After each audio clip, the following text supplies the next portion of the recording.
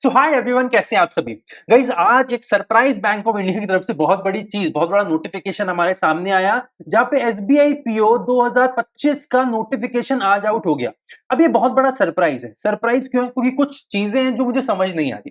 भाई सबसे पहला पॉइंट कि आपको इतनी क्या जल्दी थी कि अभी पिछले साल के पीओ ने ज्वाइन तक नहीं करा और आपने नया नोटिफिकेशन निकाल दिया। अभी वो बेचारे बच्चे डीवी करके बैठे हैं, ज्वाइनिंग भी नहीं आया और उससे पहले इन्होंने एक नया नोटिफिकेशन निकाल दिया। और भाई अगर नए नोटिफिकेशन में आपको 541 वैकेंसीज लाने ही थे तो भाई ऐसी क्या चीज थी कि आपने इनको पहले छुपा के क्यों रखा। मतलब बहुत ज्यादा अच्छा तो ये होता ना कि जहां पिछली साल 600 वैकेंसी निकाली थी पिछले नोटिफिकेशन में, वहां 1100-1200 वैकेंसी लगती है, देखने में भी अच्छा लगता। पर चलिए क्या रहने दीजिए, अब भाई एसबीआई है, वो तो कुछ भी कर सकता है, ठीक है। तो अब ये बहुत बड़ा शॉक था बिकॉज बच्चे मेंटली प्रिपेयर्ड नहीं है। और सबसे बड़ी बात, प्रिपेयर क्यों नहीं है? बिकॉज नोटिफिकेशन ऐसा लग रहा है कि इतना हबड़ा दबड़ी में बनाया गया है कि बस नोटिफिकेशन आते ही सट सट सट एग्जाम लो और जल्दी से 4-5 महीने में बच्चों को सिलेक्ट करवा देंगे। भाई अभी तो आज नोटिफिकेशन आया 24 जून को और इन्होंने क्या बोला है कि भाई अब आपके जुलाई के आखिरी हफ्ते में ही यहाँ पे आपके प्रीलिम्स एग्जाम हो जाएंगे। और आइडियली जो लोग बोल रहे हैं कि 27 जुलाई से, मतलब यहाँ पे हमारे पास मोटा मोटा अगर हम मेंटली प्रिपेयर भी होना चाहेंगे तो 1 महीना या उससे कम का समय बचा। मैं तो लेस देन 1 महीना मान के चल रहा हूँ लिटरली, ठीक है। इसके बाद 1 महीने के अंदर अंदर ही इसके बाद मेंस एग्जाम की क्या बोल रहे हैं? मेंस एग्जाम बोल रहे हैं कि 11 से 13 सितंबर के आसपास मेंस एग्जाम हो जाएगा।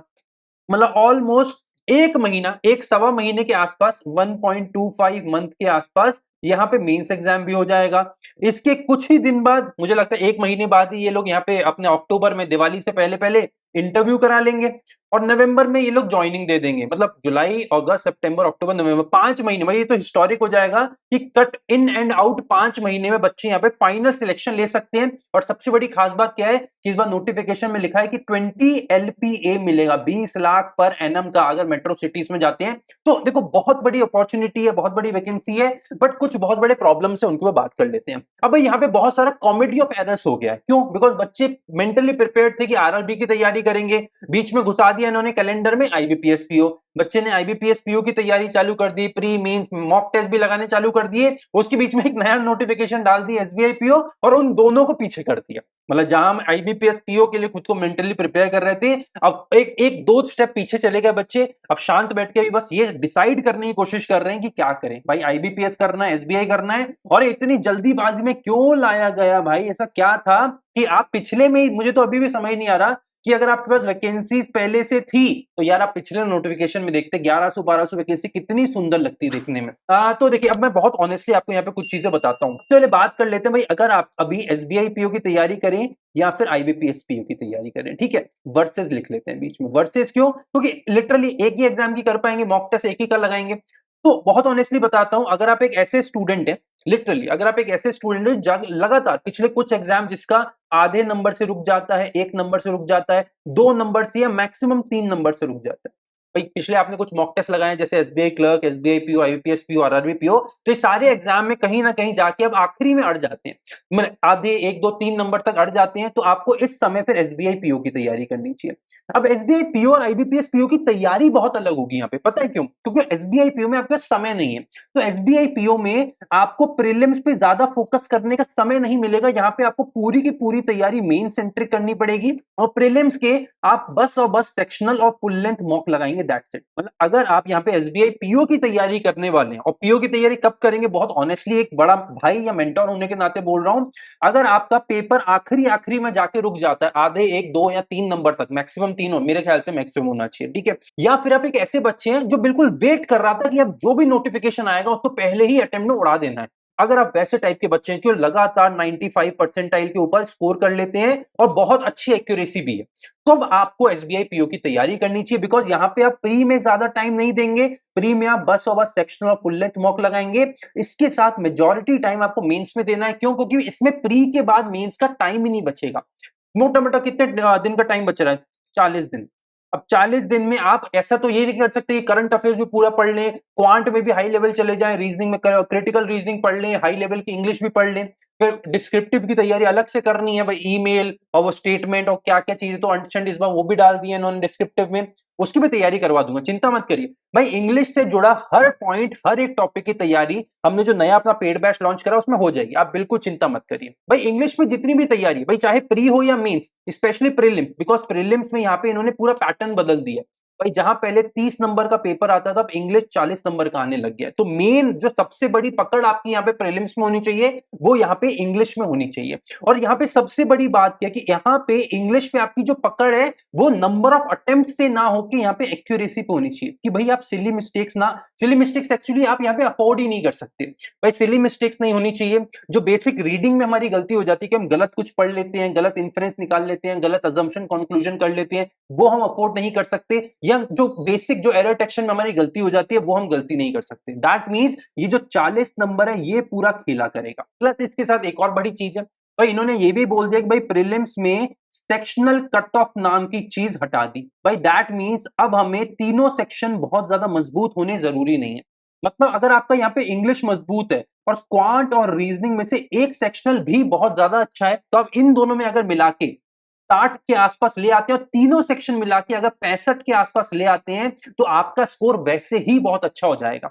मतलब 65 के ऊपर कैसे भी हमें स्कोर लेके आना है, और कोशिश करिए अगर तीनों सेक्शन आपके मजबूत नहीं है तो एटलीस्ट 2 सेक्शन तो आपके काफी अच्छे मजबूत हो जाएं। जहाँ पे 50 से 55 57 नंबर तो आप वो 2 सेक्शन से ले आए, और बाकी 7 8 10 नंबर आप तीसरे सेक्शन से उठा ले, और ओवरऑल आपका 65 नंबर का फाइनल स्कोर बन जाए। फाइनल स्कोर, अटेम्प्ट नहीं बोल रहा हूं, फाइनल स्कोर बन जाए। ठीक है, तो यहां तक हमारी बात हो गई कि अगर आप एक ऐसे बच्चे हैं जिसका लगातार आखिरी में जाके पेपर रुकता है, तो आपको राइट अवे एसबीआई पीओ की तैयारी करनी चाहिए, बिकॉज आपके चांसेस बहुत ज्यादा है, या आपकी तैयारी ऑलरेडी बहुत ज्यादा अच्छी, चाहे पेपर दिया है या नहीं दिया, रिस्पेक्टिव ऑफ दैट, तब भी आपको एसबीआई पीओ की तैयारी करनी चाहिए। और मैं अगेन बोल रहा हूं, दोनों की तैयारी बहुत अलग होने वाली है, बिकॉज एसबीआई पीओ में आपका मेन फोकस इंग्लिश पे ज्यादा रहेगा, प्लस यहां पे आपको मेन सेंटेंस तैयारी ज्यादा करनी पड़ेगी, और प्रीलिम्स में मॉक टेस्ट ज्यादा लगाने पड़ेंगे। ठीक है, वहीं अगर आप आईबीपीएस पीओ की तैयारी कर रहे हैं, मतलब अगर आप एक ऐसे बच्चे हैं जो जिसकी तैयारी अच्छी नहीं है, आपको लगता है भैया अभी मुझे फाउंडेशन पे काम करने की जरूरत है, इंग्लिश क्वांट रीजनिंग तीनों में ही ज्यादा मेहनत करने की जरूरत है, बिकॉज अभी हम प्रीलिम्स की बात कर रहे हैं, करंट अफेयर्स किसी का मजबूत नहीं होता, और आगे अभी हमने देख भी लिया पेपर में कि वो बहुत ज्यादा अनसर्टेन होता है। तो अगर मैं उसको हटा दूं, तो अगर आपको ऐसा लगता है कि भैया इंग्लिश क्वांट रीजनिंग मेरा बहुत ज्यादा मजबूत नहीं है, तो मैं आपको बहुत ऑनेस्टली बोल रहा हूं, तब आपको एसबीआई पीओ के बारे में नहीं सोचना चाहिए। बहुत ईमानदारी से बोल रहा हूं, क्यों? बिकॉज भाई यहाँ का फिर फॉर्म 800 900 रुपए का फॉर्म भरोगे, तो तुम्हें यहाँ पे स्ट्रेट फॉरवर्ड पहले खुद को मेंटली प्रिपेयर करना है, क्या मेरी तैयारी बहुत अच्छे लेवल की है? अगर हाँ, तो एसबीआई पीओ की तरफ चली जाइए भाई। इंग्लिश में अगर कोई भी डाउट है तो डेली अपनी सुबह 7 बजे क्लास होती है, शाम को 7 बजे क्लास होती है, पेड बैच अपना 26 जून से चालू होने वाला है। हर चीज इंग्लिश में आपकी 100% मैं तैयार करवा दूंगा। इसके साथ अगर आपको लगता है कि भैया मेरी फाउंडेशन अच्छी नहीं है, उसके लिए भी बैच चालू हो चुका है, वो भी आपका हो जाएगा।